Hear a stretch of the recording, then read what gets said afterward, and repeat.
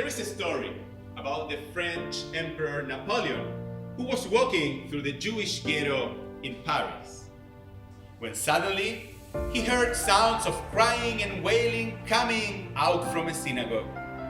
He stopped to ask why the people were weeping so bitterly. He was told that the Jews were remembering the destruction of their temple.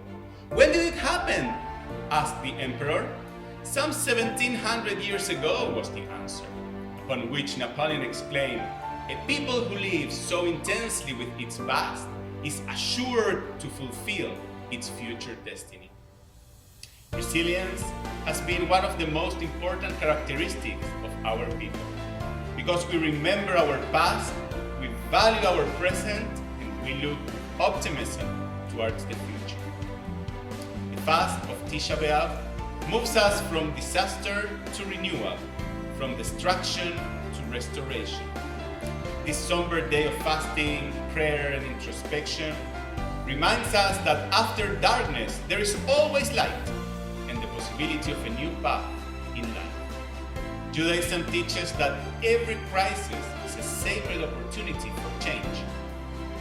As we get ready to commemorate Tisha B'av this week, may the challenges we are facing today be transformed into a source of resilience, light, healing, and consolation to our lives. Min hametzar karati. In our affliction, we turn to you, our Lord.